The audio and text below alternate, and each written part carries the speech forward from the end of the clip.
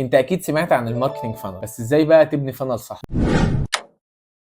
من اكتر الجمل اللي بتيجي في الاستشارات اللي احنا بنقدمها، الناس بتسالنا وتقول لنا احنا عملنا لاندنج بيج وعملنا ايميل ماركتنج وعملنا اعلانات، ولكن في النهايه مفيش نتيجه، او النتيجه مش زي ما احنا عاوزينها. ويجي يقول لك انا عايزك تقول لي على فانل ناجحه امشي عليها علشان اوصل للنتيجه اللي انا عاوزها، ولكن الحقيقه ان مفيش اي فانل ناجحه نقدر نقول لك عليها، لان نجاح الفانل بيعتمد على تجربتها وقياس النتيجه. بس اول حاجه عايزك تحدد كونفرجن واحد بس في الفانل بتاعك، لان كل ما كترت الكول تو اكشن بتاعتك كده انت بتوصل للزباين لاختيارات كتيره، واعتقد ان هم مش هيختاروا اي حاجه. افضل حدد الكول تو اكشن بتاعتك وخليها حاجه واحده. جرب تشتغل على ترافيك حقيقي، والترافيك ده تقيس عليه نجاح المشروع بتاعك او الفكره بتاعتك. مثال مثلا ممكن تروح لويب سايتس زي الماركت بليس، دوبيزل، امازون، اي حاجه من الحاجات اللي تلاقي فيها ناس موجوده، او تشتغل على جروبس مثلا من الجروبات المشهوره تعرض عليهم البرودكت او المنتج بتاعك، او حتى تقيس الكونتنت ده مقبول عندهم ولا لا. لان احنا في كتاب لين اناليتكس كان بيقول ان افضل التجارب بتبدا ب 5% بس من الميزانيه، والباقي بيجي بعد ما بتلاقي الابره في كونكريت. تعال اقول لك مثال. دلوقتي لو انت بتكتب مثلا 3 انواع من المقالات، وعايز تعرف انهي مقاله فيهم اللي فعلا هتنجح مع الناس، وانهي مقاله فيهم اللي تصرف عليها اعلانات، بدل ما تروح تصرف اعلانات على ال3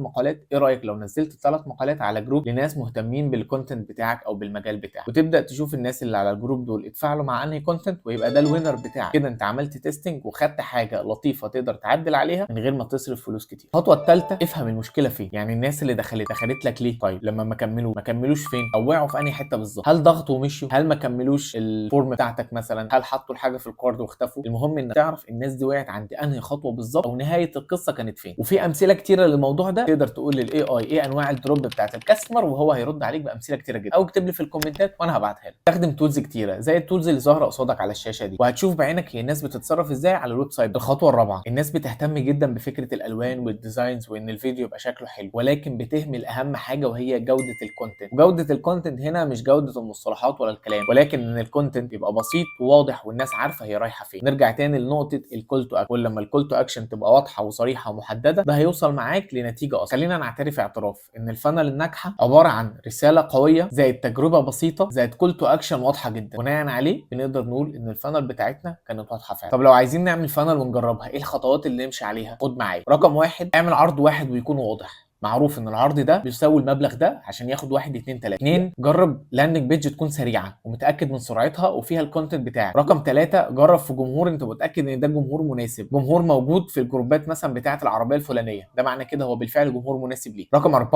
اعمل التستنج ده لمده 3 ايام او حتى اسبوع، وابدا شوف النتائج بتاعته عامله ازاي. اخر حاجه، خد كل النتائج اللي طلعت دي وابدا قيمها واعرف هي الناس ما نجحتش فين. وكنا في الفيديوهات بتاعتنا قبل كده كنا اتكلمنا الناس مثلا لو وقعت في بدايه الفانل بتاعتك يبقى الكونتنت بتاعك وحش، او لو وقعت في الاخر يبقى في مشكله تكنيكال، فتقدر تتفرج على الفيديوز دي على الشانل بتاعي. ما تنساش تعمل سيف للفيديو ده وتشاهد فهيم وهو يحاول.